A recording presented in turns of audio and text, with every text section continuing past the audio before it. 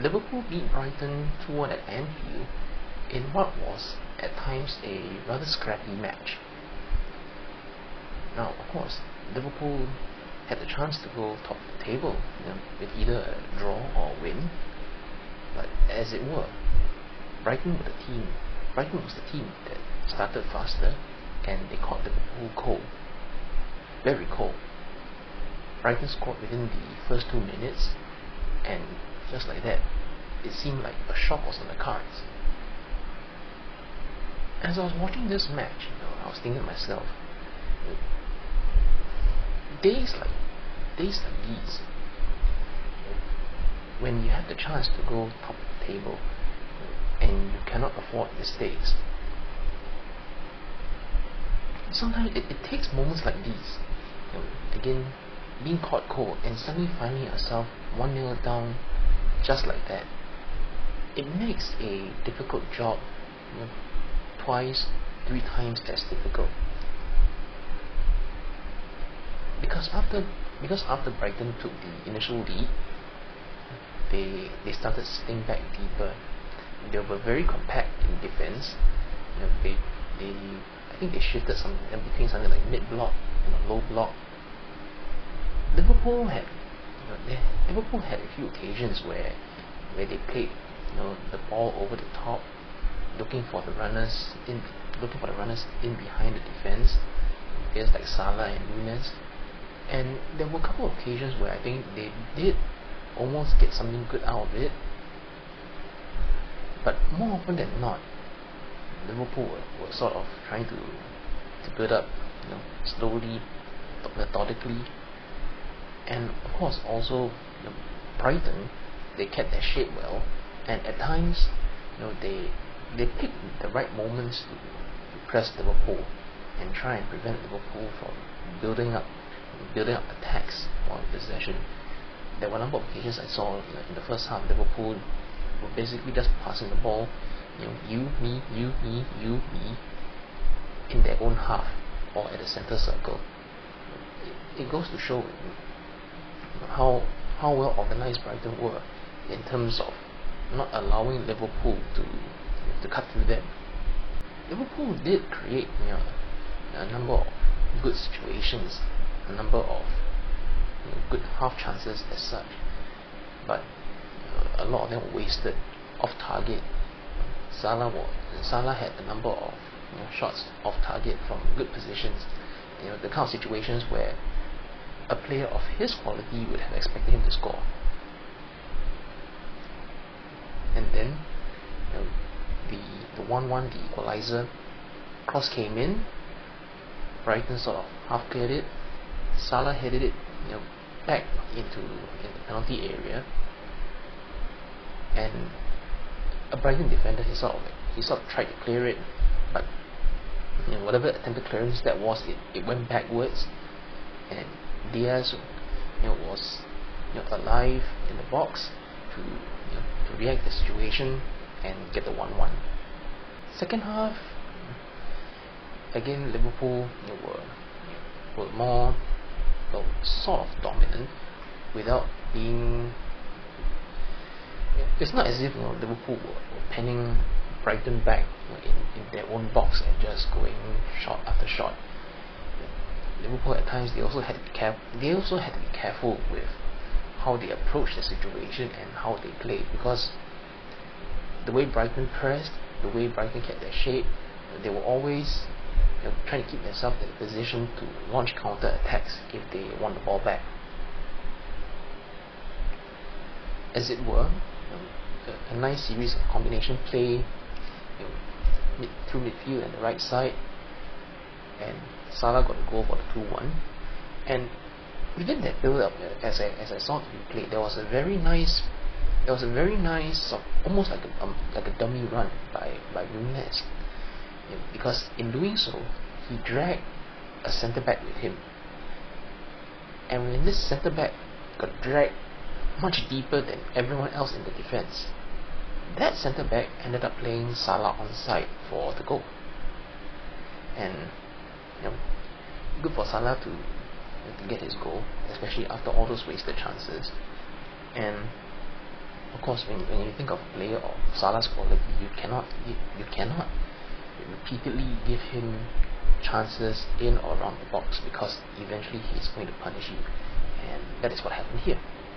Of course, it was not, even at this point 2-1, it was not always all, you know, smooth sailing, plain sailing, because Brighton were always a threat.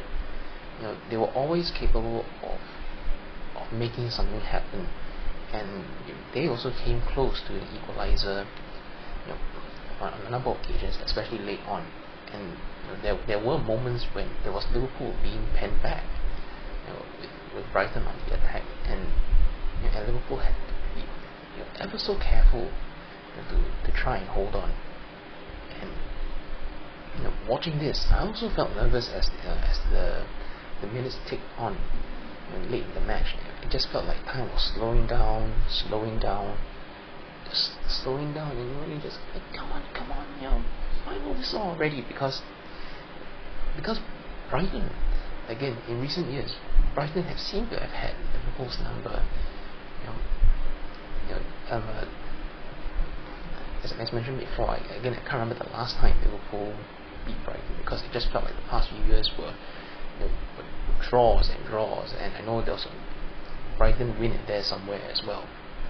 You know, and again, that 2-2 that happened at Brighton, I remember Liverpool were leading 2-1, and again it was also, you know, a late equalizer from Brighton that eventually made it 2-2.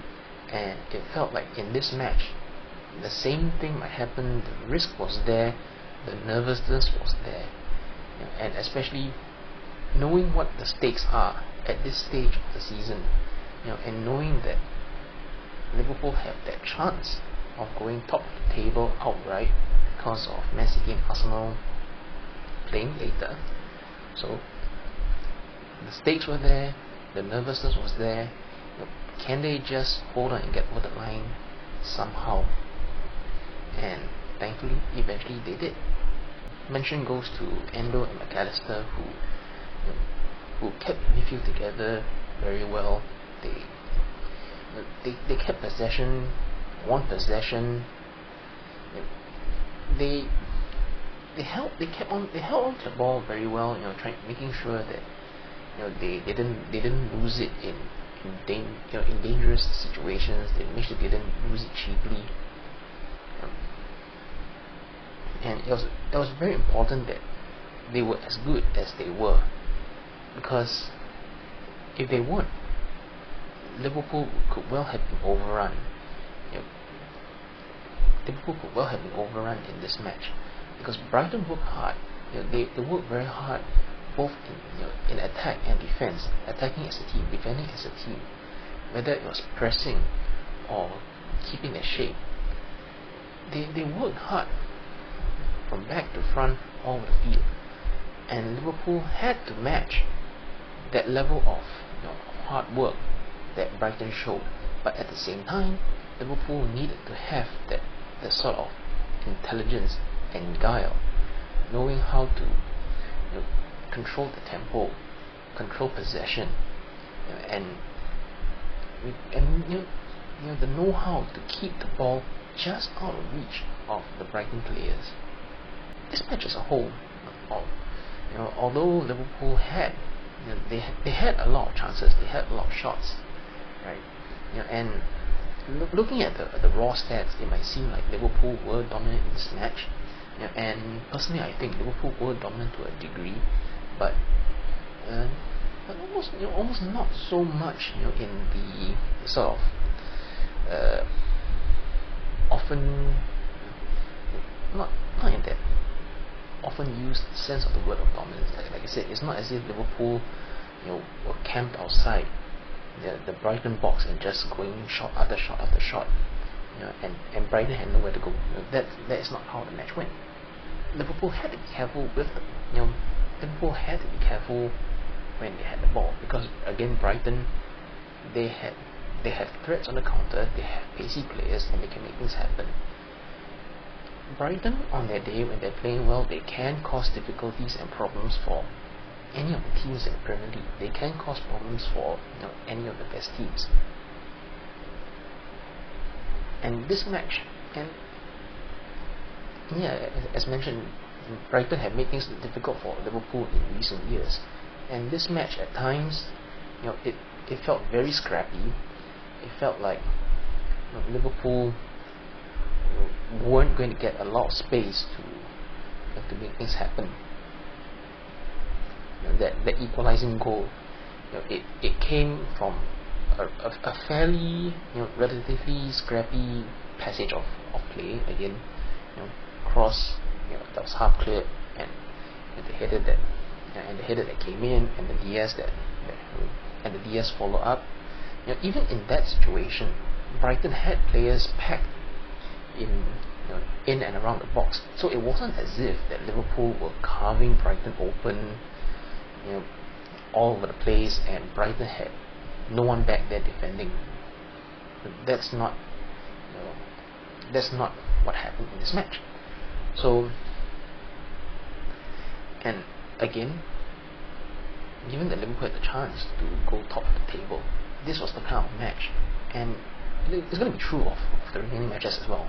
Liverpool have to find a way to win, regardless of how good or how bad the performance is, regardless of how smooth and flowy or how scrappy the match turns out to be. At this point in the season, find a way to win, get the points on the board, because those points are what determines who's the champion and who's not. And of course, now after Liverpool's match ended, came the main event of the weekend, Man City against Arsenal. And as I watched the match, it became apparent that both teams showed a lot of respect to each other. It was quite cagey, it was quite tactical, it was quite methodical. Neither team were going all out gung-ho in attack, whether it's back and forth or whether it's back and forth or either team peppering the other side. Both teams were quite cautious in the way they approached this, and it showed. Especially I saw the first half stat. Both teams had just 4 shots each in that first half, which is a surprisingly low number when you consider the attacking talent that both sides have. But at the same time, it shows just how cautious both teams were being, because you can tell that neither team wanted to give anything away. Neither team wanted to get caught out in defense. Both teams wanted to make sure that they were defensively secure first before thinking of going on the attack. And watching this match, I think there were only very few occasions where either team did anything that could be considered as carving the other open. I believe in the second half, Arsenal had two rather good chances. One I believe, the play that went down the right, the cross came in, but the player in the middle just missed the cross by that much. And then there was the attack late on, Arsenal down their left hand side, and the shot that came in was saved by the goalkeeper. So I think those were the two sort of best situations that Arsenal managed to come up with. Man City did have a lot of possession. They had the bulk of possession at times, and there were occasions where they did have the Arsenal team penned in and around the penalty box, but at the same time, Arsenal they kept their shape very well. They stood strong in defense.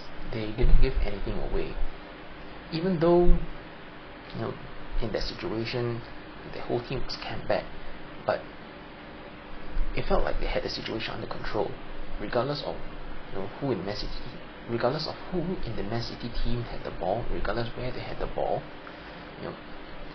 They weren't going to leave gaps open for Man City to exploit or anything like that. And Man City, they had, and because of that, and just that lack of space, they had to be intricate with their passing to try and create anything. And Arsenal, they just defended very well to make sure that did not happen. When you think of a world-class striker like Haaland, one of the best in the world, arguably the best striker in the world today, it is very difficult to keep a player of his caliber quiet. But that is what Arsenal managed. They managed to keep Haaland quiet. I don't recall him ever having anything resembling a good chance or a big chance, or much less a clear-cut chance. As the match wore on, in the final 20 minutes, 15 minutes, and the way the match had been going up to that point, it became rather apparent that it was going to take a moment of brilliance in attack or a moment of calamity in defense for either side to score. Because up until that point, both teams had pretty much effectively cancelled each other out, and both teams were being cautious in how they approached this match in the first place. So it never really looked like either team was going to have that one clear-cut, gilt-edged chance, unless something really special or something really disastrous happened either way in either direction. As it were, that didn't happen, and the match ended 0-0. Of course, so what all this means now is that Liverpool won, Arsenal and Man City drew, and Liverpool are now top of the table by 2 points. Liverpool are on 67, Arsenal 65, and Man City 64. And this means that now, with 9 matches left in the season, Liverpool have the advantage in the title race for now. And the key word here is for now, because ultimately there's still plenty of football to be played. There's 9 matches worth of football to be played for all 3 teams. And in fact, there'll be league matches this coming midweek. As they say, business end of the season, matches come thick and fast. These often repeated cliches, but they are cliches because they are cliches precisely because they are often repeated, and it still rings true. These matches, the stakes get higher and higher. At most 3 days, 4 days rest in between them. So you've got Liverpool at home against Sheffield United, you've got Man City at home against Aston Villa, and you've got Arsenal at home against Luton. All these 3 matches all being played in midweek. And given how close the table is right now at the top, so again, 2 points ahead of Arsenal, 3 points ahead of Man City. First and third are being separated by just 3 points right now, and it is entirely possible that by the start of the next weekend, all these 3 teams might not be in the same position that they are currently occupying in the table right now. That's how close it is to the top table. And now, of course, given that all these three title contenders have finished their head-to-head matches, so now none of them have any way of directly influencing each other's point tallies. And it's going to be almost a sprint, probably a sprint to the finish. Performances matter, across a league season. Oftentimes, for any team, most of their wins, come from good performances. Good performances builds a solid foundation for any title challenger, for any title charge. And now coming to this business end of the season, I keep saying the stakes are high and they keep getting higher. The ideal, yes, you want to have a very good performance and get the win, probably score lots of goals in the process as well. But failing that, you still want to find a way to win, no matter how scrappy, no matter how up against it you are, whether you are against, whether you're up against a fellow title contender, another big team, whether you're up against, a local derby rival, whether up against, your bogey team, whatever. However, however smooth or however scrappy a match ends up being, right now there's a point in time where you want to just find a way to win. Bottom line, just win, get the points. And as far as this particular match day goes, Liverpool got theirs, while NCT and Arsenal drew. So as mentioned, this coming midweek, all three teams are playing at home, and all three teams are the expected favourites for their respective matches. But it's football, and anything can happen. These three teams have been very close to each other in the table for who knows since how long, right? The title race has been this close, the margins are this fine, 1 point, 2 points, right now 3 points at most. And I think